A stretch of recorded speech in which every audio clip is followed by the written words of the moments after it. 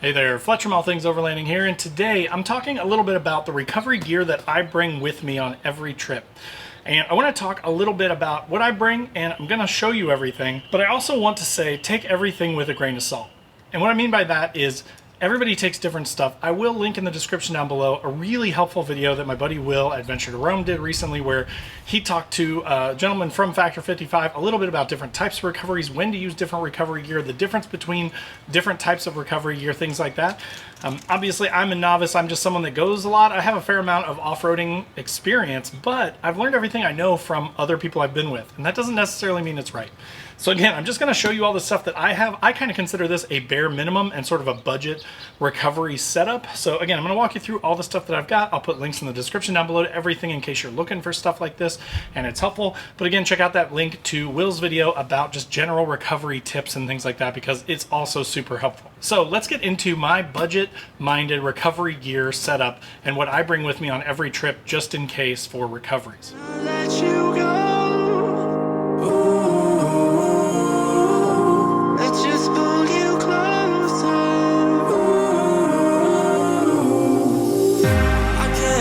Where it came from, but you got it, my got it. It began in the land of the sandstorm. I fought it, though I wanted everything to do with what you give to me. Loosening my grip. So let's start by talking about the things that I don't have pictured here that I still consider very important, if not indispensable, for recoveries. One of which is a winch. I don't have one currently mounted on my new truck, but on my old truck back here, I have an open road 13,000 pound winch. It's been great. It's got a couple of wireless remotes. It's just a good thing to have, especially if you go solo a lot, which I do. Then having a winch is super important. It can definitely help you recover other people, or it can get you out of a jam that you otherwise wouldn't be able to by yourself.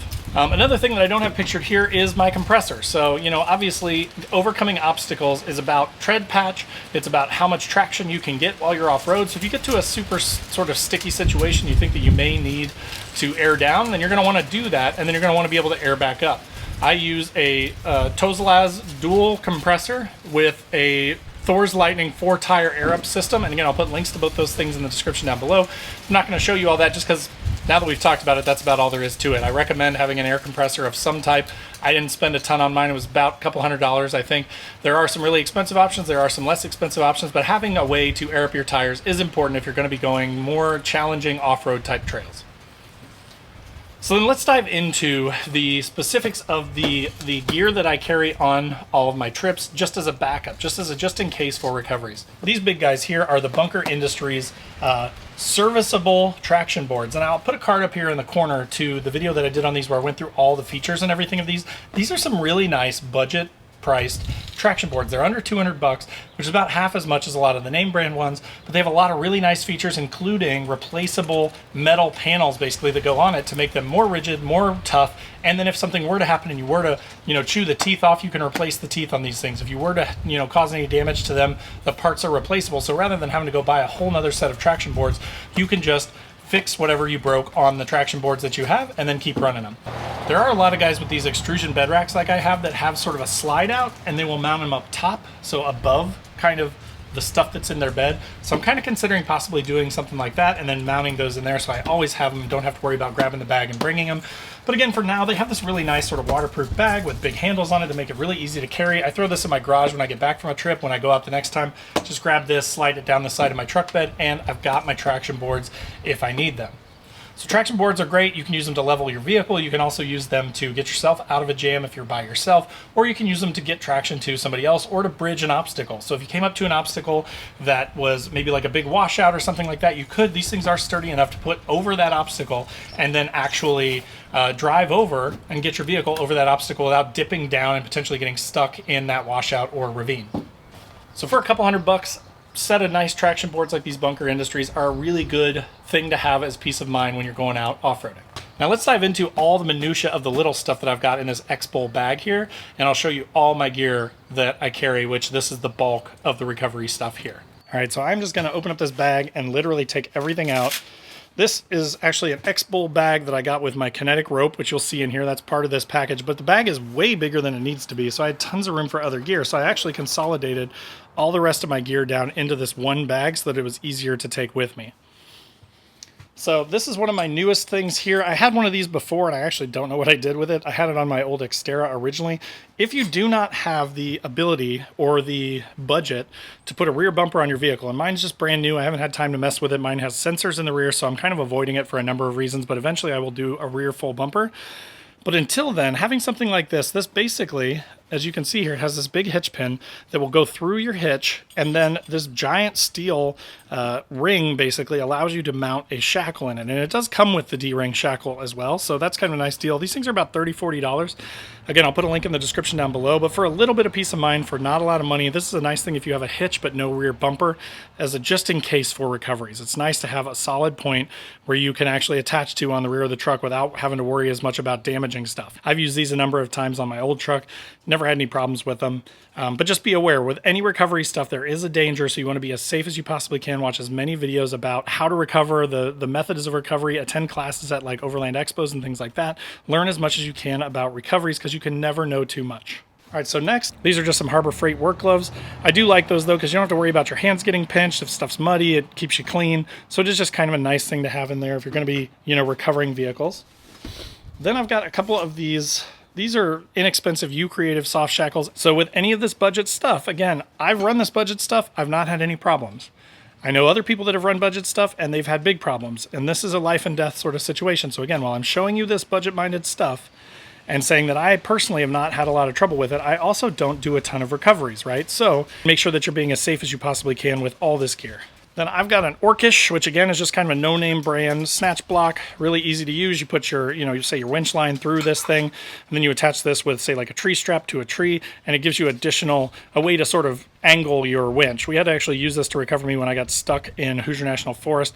We were off-roading this place that didn't even look that bad, and all of a sudden I was sunk up to the side of my truck, and there just wasn't a good way to get to my truck. So my buddy with his winch on his Jeep pulled up in front of me. We ran this to a tree off to the side so we could get the angle straight on my truck to pull me straight up and out, and we just used this to sort of realign his winch. But again, that's about a $30, $40 thing, not the end of the world.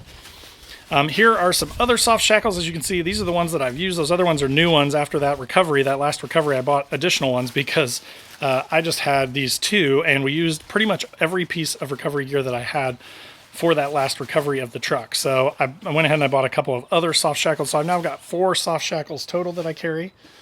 This is my kinetic rope. It needs to be washed out really bad. I've not washed it out since that trip. But this is a sort of a lifesaver. This is that X-Bull, I think it's a 30-foot kinetic rope.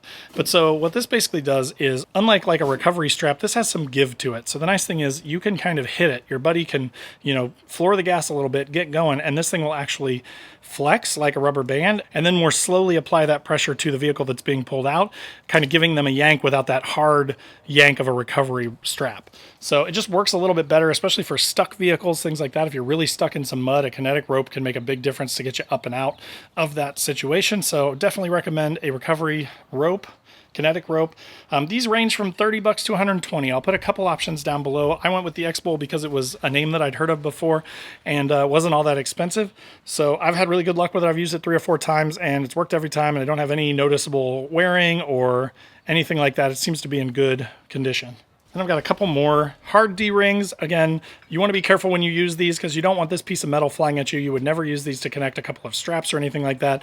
I typically will use these on like my hard rings on the front of my truck, or again, like with this hitch-mounted thing, something like that for a hard shackle to me makes sense because it's attached via metal to your vehicle, not to 2 straps.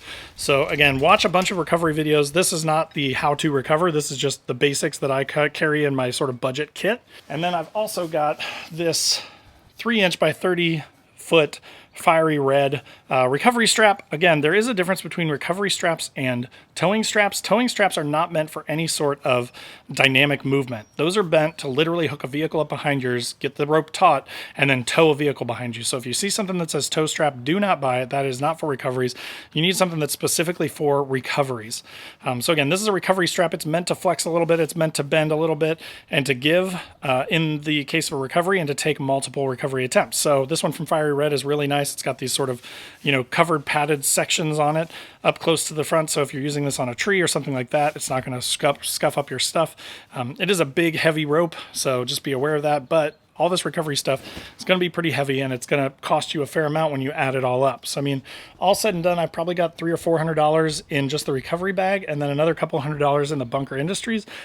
But I've built this up over the years, right? You don't have to go out and buy all this stuff right away. It's just get started with something like, I started with a recovery strap and a couple of D-rings. I would definitely recommend getting some soft shackles because they are very inexpensive. But again, with the no-name ones, you just got to be a little bit careful and a little bit wary. Make sure that you find some that other people have used that they did not have problems with. So like these are, I don't even remember, but I'll put a link in the description to the 2 types of soft shackles that I've got. These ones I've used multiple times. They've been fine. The other ones are brand new, so I don't know about those yet.